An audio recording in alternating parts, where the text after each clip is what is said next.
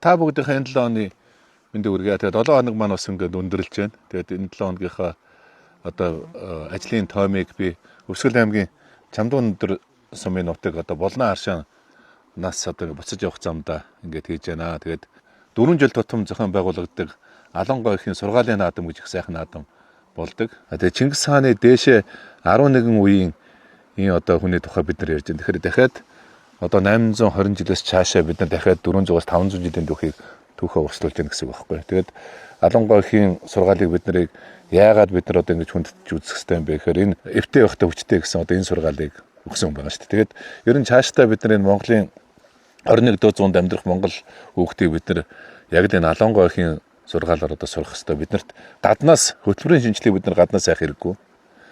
Бид нар Монголд байгаа өв уламжлал байна. Тийм учраас одоо ингээд энэ Монгол хүүхдийг оюуны тамиртай, сэтгэлийн тамиртай, биеийн тамиртай хамгийн гол нь бусдыг ойлгодог нэг юм чадвартай болох одоо чадвар үнэхээр энэ цаг үед дутагдж байна. Тийм учраас л энэ Алангой ихийн энэ одоо энэ сургаалын баяр гэдэг л их туйлын чухал одоо баяр. Тэгээд энэ жилийн одоо энэ Алангой ихийн баярт бол Монгол улсын ерөнхийлөгч Ухнагийн хөрөл сүхийн гэргийн Монгол төрийн тэргүй хатагта болор цэцэг хатагта маань хүрэлцэж оролцлоо. За Монгол улсын их хурлын дарга одоо Сандгийн Бямц зохицын хатагтай ганц цэцэг маань бас ирж оролцлоо. Тэгээд ингээд жил бүхэн 4 жил тутам зохион байгуулагдж байгаа энэ сургаалын баярын ач холбогдлыг улам нэмж яана л гэсэн үг шүү дээ. Тэгээд Монгол төрийн үндэс бол Монгол гэр бүл. Тэгээд Монгол гэр бүл бүхэн өөрөө одоо эвтэй байх, тийм ээ. Тэгээд эрүүл байх. Илүү бүтэн байх. Тэ оюуны тамиртай байх энэ бол хамгийн чухал асуудал учраас бол цаашдаа бид нар энэ баярын одоо энэ сургаалын баярын ач холбогдлыг бид нар цаашаа улам өргөж явах ёстой гэж би ойлгож байгаа. Одоо 9 сарын 1-нд өгч байгаа учраас энэ жилийн хичээлийн жилийн бүтэц одоо яг ямар байх вэ? Хэдэн улирал хичээлэх үү? Нэг улирал хэдэн 7 хоногор хичээлэх үү гэдэг монголчуудын хувьд их чухал байдаг. Тэгээд ингээд сайд бүхэн гарч ирэхээр ингээд улирал хичээлийн цаг хичээлэх хугацаанууд солигддог байж болохгүй гэж би бодож байгаа. Тэгэхээр өнгөрсөн хугацаанд бас сайдаар ажиллаж байхад яг хүүхдүүдийн ачааллуудын айл улирал дээр хүүхдийг хамгийн их ядардаг вэ гэдэг энэ чинь судалгаагаар гарсан зүйл. Тийм учраас бага ангийнхан бол ингээд нэг одоо 9 сарын 1-нд хичээллээд 6 сарын 10 хүртэл бага анги хичээлэхэр хүүхдийг ядардаг. За ингээд одоо хичээлийн жилийн 3 улирлыг бид нар 4 улирал болгож нэг улирлыг бид нар ерөөсөө 9-7 хоногоос дээш хэтрүүлэхгүй байя. Энэ хүүхдийн ачаалал нэг хүүхдийн үзэж байгаа хичээлийн тооноос шалтгаалаад одоо ингээд энэ улирлын зохион байгуулалтыг бид нар хийж байна. Тэгээд энэ цаашаа бол би хөдлөхгүй байх хэрэгтэй гэж бодож байгаа. Ингээд ер нь улсын их хурлаар одоо энэ хичээлийн жилийн эхлэх хугацаа за ингээд нэг үргэлжлэх хугацааг улсын их хурлын тогтоол болгож батлахгүй бол маш их одоо 9 сарын 1 бүхэнд одоо хөдөлдөг эцэгчүүдийг одоо тодорхой стресстүүлдэг нэг юм зүйл болчиход байна. Тэгэхээр энэ одоо энэ жилийн жилийн бүтц бол цаашдаа бүр маш тогтмол байх ийм бүтцийг хийлээ. Тэгээ энийг одоо ингээд өнгөрс энэ 7 хоног бид нар адвэсээ зарлж байна. Сургууль цэцэрлэгийн бүртгэл эхэллээ энэ 7 хоногоос. За ингээд одоо яг хүүхэд өөрийнхөө амьдарж байгаа одоо дүүрэг амьдарж байгаа сум аймаг дээр яг хамгийн ойрхон сургууль, хамгийн сайн сургууль, хамгийн сайн цэцэрлэг бод гэрт ойрхон цэцэрлэг гэдэг одоо бид нар энэ бодлогыг хэрэгжүүлж байгаа. Тэгээ энэ хүрээндээ одоо бид нар энэ бүртгэлийг эхлүүлж байна. Тэгээд та бүхэн бүгдээрээ санаж байгаа хаад 3 жилийн өмнө бид нар чинь суглагаар цэцэрлэгт хүүхдээ оруулах гэж одоо бараг 2-3 хоногийн өмнө цэцэрлэгийн гадаа бид нар чинь майхан зоогоод ингээд суглаж хүүхдээ цэцэрлэгт оруулдаг байсан. За энэ суглааны цэцэрлэгийн тогтолцоог одоо өнгөрсөн 3 жилийн хугацаанд бид нар халсан. За одоо цаашдаа бид нар яг хүүхэд өөрийнхөө хамран сурах тойргоор одоо гэрт ойрхон сургууль хамгийн сайн сургууль, гэрт ойрхон цэцэрлэг хамгийн сайн сургууль, хамгийн сайн цэцэрлэг байх учраас бол одоо ингээд энэ цэцэрлэг сургуулийн бүртгэлээд эхэлж байна. Тэгэхээр энэ жилийн онцлог бол бид нар хотхны бага сургуулийг эхлүүлж байгаа шүү дээ.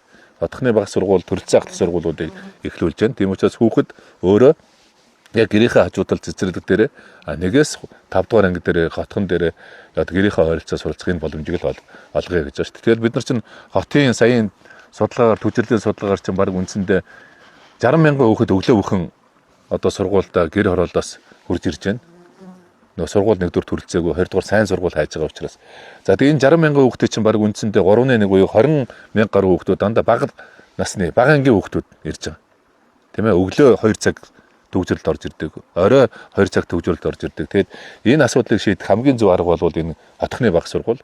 За гэр хорооллын дундх бас одоо гэр хорооллын бага сургууль байгаа учраас энэ жил бид нар улсын хэмжээнд нэг юм 50 50-60 одоо баг сургуулийг зохион байгуулж энэ баг сургууль дээр бид нэг 22,000-аас 26,000 хүүхдийг одоо зохион байгуулах энэ ажлыг эхлүүлж байна. Тэгээ бүртгэлээ бид нар авч эхэлж байгаа. Одоо тэгээд амарч дууссан байх гэж бодож байна. Тэгээд хүүхдээ ийм Монголиа гэдэг одоо энэ бүртгэлээр орж хамгийн ойрхон одоо гэртээ ойрхон сургууль, гэртээ ойрхон цэцэрлэгийнхээ бүртгэлийг эхлүүлээрээ.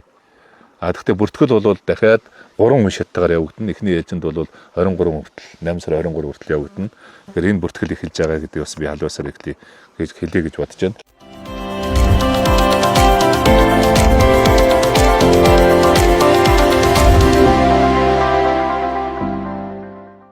9 сарын 1 болох гэж байна. За 9 сарын 1-ээс өмнө манай салбар дээр одоо бол нэг 400 гаруй сургууль цэцэрлэг дотор байрууд баригдаж байгаа. За 9 сарын 1-ээс өмнө бол нэг 150 орчим сургууль цэцэрлэг дотор байр спорт залууд орох гэж байна. За тэгэхээр бид нар яг ингээд нэг дээж аваад яг барьж байгаа барилгын материалаас нь дээж аваад яг одоо засвар хийж байгаа будгаас нь бид нар дээж аваад одоо яг эрүүл ахуйн хүүхдийн эрүүл ахуйн одоо шаардлага хангасан барилгын материал будгаар энэ ажлуудыг хийж гэнэ үү гэдэг дээр бид нар маш сайн хяналт тавьж байна. Орон даяар энэ хяналтуудыг тавьж байна. За энэ ташрамд би дахиад нэг зүйлийг хэл. Энэ сургууль цэцэрлэг дотор байруудыг барьж байгаа за ингээд энэ их засвар хийж байгаа энэ компаниуд дээр хүүхдийн их зөрчигдсөн байх юм бол би хатуу хариуцлага тооцноо. За ингээд та бүхэн бүгдээрээ санаж байгаа бас өнгөрсөн 2-7 хоногийн өмнө манай боловсролын салбарт нэг тендерийн хонгил одоо үүсгэсэн байсан. Хямд үнээр тендер авч одоо олон жил одоо үргэлжлүүлж барьдаг. Тендерийн үнийг өсгөдөг, сургууль цэцэрлэгүүдийн үнийг өсгөдөг энэ 26 компаниг бид нар харж агсаалтаар бас зарласан. За одоо дахиад би энэ сургууль цэцэрлэгийн эрхлэгч нарт бас хандаж хэлье. Захирлууд бас хандаж хэлье. Хүүхдийн эрх зөрчигдсөн, хүүхдийн аюулгүй одоо амьдрах энэ эрх зөрчигдсөн асуудал байх юм бол би та бүхэнтэй хатуу хариуцлага тооцсон шүү. Тийм ээ? Хүүхдийн одоо эрүүл мэнд, хүүхдийн амь наснаас үнэтэй зүйл бол байхгүй. Тийм учраас бол одоо 9 сарын 1-нд баригдах сургууль цэцэрлэг дотор байрууд бол яг чанарын шаардлага хангасан барилгын материалаар чанарын шаардлага хангасан хүүхэд анги танхимдаа ирэхэд одоо эрүүл аюулгүй байх одоо энэ орчин бүрдүүлэх ажлыг бид нар 9 сарын 1 гэхэд одоо дуусгах ёстой. Энэ бол улсын хэмжээнд анх удаа одоо зохион байгуулагдж байгаа нэлээд олон хүний хүч одоо шаардсан ийм ажил болж байна. Гэхдээ энийг одоо бид нар зайлшгүй хийх ёстой. Математикийн олимпиад Монгол улсад анх удаа зохион байгуулагдлаа. Тэгээ манай Монгол сурагчид маань бол маш өндөр амжилтуудыг үзүүллээ. Тэгээд 22,600 гаруй хүүхдүүд ирж одоо математикийн ур чадвараараа хоорондоо одоо өөрийнхөө төвшөнд бас өөрсдийнхөө чадварыг одоо сорьсон ийм сайхан олимпиад болж байна. Тэгээд энэ математикийн олимпиад гэдэг бол зөвхөн нэг удаагийн олимпиад биш. Яг Монголын математикийн хичээлийн ур чадвар төвшин дэлхийн төвшөнд яг ямар байна вэ гэдгийг л бид нар шалгуулж байгаа гэсэн үг шүү дээ. Тийм учраас одоо сүүлийн үед манай математикийн энэ хүүхдүүдийн математикийн хичээл, тооны хичээл одоо үзэх сонирхол бас нэмэгдсэн байна. Энэ судалгаагаар тогтогдлоо. Юу гэхээр нөө эдүүтэй нэгэд Финляндийн одоо хүүхэд тоглонгоо одоо тоо боддог энэ платформ орсон учраас одоо Монгол хүүхдүүдийн одоо тоон дуртай болох, математик дуртай болох энэ үзүүлэлт сайн дээшилсэн байна. Сая эдүүтэйний 3 жил хэрэгжүүлсний үр дүнгийн одоо бид нар тайлан судалгааг авлаа. Тэгэд хуучин бол ангиараа нийлээд одоо 20-уулаа 30-уулаа нийлээд 1 цагийн хугацаанд 45 минутын хичээл 45 минутын хугацаанд 5-аас 10 бодлого боддог байсан бол одоо 50-60 бодлого боддог болсон байна. Бүгдээр нийлээ тийм. Сайн гүйцэтгэлтэй хүүхэд бол 150-аас 200 бодлого боддог. Одоо ийм сайн үр дүнгууд гарсан байна. Тэгээ тоондоо сайн болно гэдэг чинь бол бүх хичээлдээ сайн болохын одоо хамгийн гол үндэс шүү дээ. Тэгээ Монголыг бол инженерүүд хөгжүүлнэ. Тийм учраас энэ математикийн энэ одоо сургалт, тооны одоо хичээлийн сургалт, тооны багш нарын, математикийн багш нарын одоо чадвар бол хамгийн өндөр байх ёстой. Монгол хүүхдийн их хэлээрээ уншаад ойлгох чадвар, тийм ээ, байгалийн ухааны чадвар, математикийн хичээл, за тэгээ англи хэлний ур чадвар гэдэг энэ 4 хичээл дээр л одоо бид нар их амжилт гаргах чадах юм бол одоо яг нэг Монгол хүүхдвэр оюун тамиртай, ухааны тамиртай, сэтгэлийн тамиртай хүүхд болох энэ хөтөлбөрийн шинжилэл бас эхэлж байгаа. Энэ онцлогтой хичээл болж байгаа учраас одоо би ингээд энэ 7 хоног бол бас ийм онцлогтой 7 хоног боллоо гэдгийг бас би онцолж хэлье гэж бодож байна. Тэгээд одоо эх 7 хоног бол бас нэлээд ачаалттай 7 хоног байна. Юу гэхээр хичээлийн бүртгэл эхэлсэн. За нэг хотхны баг сургуулийн одоо зохион байгуулалтуудыг хийж байгаа учраас эх 7 хоногт бас би Улаанбаатар хотод очиж бас энэ дүүргүүдээр ажиллах бас энэ төлөвлөгөөнүүдийг хийж байна. Нэгэн тэнд ирсэн учраас боломж ашиглаад Эренчлөм сумын сургуульч нөгөө нэг хил амтаа сургууль байгаа шүү дээ. Тэгээ одоо нөгөө яасан гэбэ гэхээр орон нутаг руу нэрхшилжээд орон нутгийн тендерээ зарлаад тэгээд улсын комисс одоо дуусаагүй сургуулийг улсын комиссд авцсан. Одоо яг үндсэндээ манай салбарт байдаг нэг тендерийн хонглын асуудал, тийм ээ.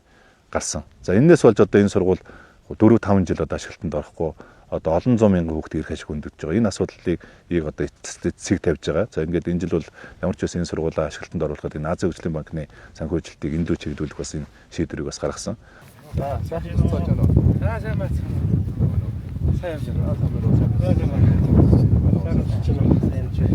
Энэ одоо 320 хүүхдийн хичээл сургалтын байр манай 2016 онд одоо шаван тавигдаж өвдөө хүртэл баригдах 10 жилийн хугацаатын царцсан байдалтай байгаа. Одоо ингээд боловсролын сайд маань одоо нөхцөл байдлыг нэг хөрсөн дээр нэрж танилцж байна. Ингээд цаашдаа энэ сургуульд маань ашиглалтанд орно гэдэг дээр одоо бид нэр итгэл дүүрэн байна. Ингээд та бүхэнд амжилт хүсье. Манай салуурын хамгийн удаан баригдаж байгаа. Тендерийг бол орон нутаг зарласан тийм ээ. Орон нутаг энэ компанийг сонгож шалгаруулсан. За тэгээд хамгийн харамсалтай нь бол одоо энэ сургуулийн өмнөх удирдлагууд одоо мөн аймгийн одоо холбогдох хүмүүс өөрсдөө дуусаагүй сургуулийг одоо улсын комисс түлээгээд авсан сургууль шүү дээ. Тийм учраас би авилгацсан сургууль гэж нэрлэж байгаа. Одоо энэ тендертэй холбоотой ашиг сонирхлын зөрчил гарсан байна гэдгийг одоо авилгалтаа тэмцэх газарт энэ гомдлыг гаргаж, сайдын өөр гомдлыг гаргаж одоо бол шүүхтэр хэрэг нь явж байгаа. Тэгээд ихэнх анхан шатны шүүхээр бол бас тодорхой одоо шийдвэрүүд гарсан байна. Тэгээд ингээд энэ тендерийг зохион байгуулсан. За дуусаагүй сургуулиудын одоо актн дээр гарын үсэг зурсан төрийн ажилтнуудад бол одоо төрд 2 жил ажиллах эрхийг хассан байна, тийм ээ. За энэ одоо хамгийн бага үнээр ороод тэгээд дуустдаггүй одоо ингээд нөгөө манай салуурт үүссэн одоо тендерийн хонглын компаниуд гэж би нэрлэдэг шүү дээ. Тэгэхээр энэ компани одоо хамгийн амь жишээ нь энэ. За тэгээд одоо энэ компани дээр бол нөхөн одоо төлбөр олох одоо 700 орчим сая төгрөгийн нөхөн төлбөр олох одоо юм шийдвэрүүд бас гарсан байна. За ингээд ер нь бол одоо саяхан 2-7 хоногийн өмнө манай салуурт яг одоо энэ сургуультай адилханаар хэд хэдэн сургууль цэцэрлэг дотор байруудыг маш хямд үнээр авч тендерт ороод тэгээд одоо зургуудаа өөрчилдөг тийм ээ. За ингээд багтлан хэлэгдэг төсвийн одоо хэд дахин өсөгдөг ийм компаниудыг одоо бид харж агсаалтаар зарласан. 26 компани нэр өгөхий компаниг харж агсаалтаар зарлаж байгаа. Тэрний нэг компани бас ийм байна. За тийм учраас одоо энэ Азийн хөгжлийн банкны одоо нэмэлт санхүүжилт тэр манай салбарт одоо хэрэгжиж байгаа энэ санхүүжилтээр бид нар ямар ч байсан нэг ойролцоогоор нэг 4.2 тэрбум төгрөгийн өртөг одоо урьдчилсан байдлаар гарч байгаа тийм ээ. За ингээд одоо удахгүй энэ эх 7 хоногт бол энэ экспертизүүд хурж ирж энэ магадлангууд одоо шаардлагатай өртгүүдийг дахид тооцно. За яг хөө нэг сайн юм нь бол бид нар санхүүжилтийн шийдэд өгч юм бол ерөнхий каркас бото бүх юм баригдсан. За ингээд энэ уурын зуух нь бас баригдсан тийм ээ. За тэгээ уурын зуухыг холбочих юм бол бид нар өвөл ямар ч байсан заслуудыг бас хийгээд байх нэг юм болцоотой юм байна. Ийм дуусаагүй сургуулийг л одоо дууссан гэх улсын комисс үдээгээд авсан, гарын үсэг зурцсан аймгийн удирдлагууд, тэр үеийн удирдлагууд, за мөн одоо энэ сургуулийн удирдлагууд бол одоо ийм одоо хүүтэн хүндээ сэтгэл гаргасан гэж одоо итгэс шээ. Тэгэхээр ийм сургуулийг дуусаагүй сургуулийг одоо дууссан гэж хүлээж авна гэдэг бол маш том эр зэрэг тийм ээ гэж би ойлгож байна шүү дээ. Энэ бол энэний цаана маш том авилгал байгаа. Энэний цаана маш том ашиг сонирхол байгаа гэж үзэж байгаа. Ийм нөхцөлд бид нар хизээч эвдэрч болох байхгүй тийм ээ. Монгол улсын ерөнхийлөгч бид хоёр одоо 4 жилийн өмнө бас энэ цагаан нуур суманд ирж 2 хонж цаатнуудтайгаа энэ цагаан нуур сумын иргэдтэйгээ уулзаж сургууль цэцэрлэг одоо барих энэ амлалтуудыг өгсөн. Тэгээ харамсалтай нь бол 2 удаа улсын төс тавигдсан боловч яг одоо нөгөө чанаргүй сургууль цэцэрлэгийн зураг хийдэг компаниудын балгаар үндсэндээ 2 удаа хойшлогдсон. За тийм учраас одоо энэний санхүүжилтийг Азийн хөгжлийн банкны одоо санхүүжилтэнд орох жагсаалтанд бас сая оруулаа, аль биесээр оруулаа.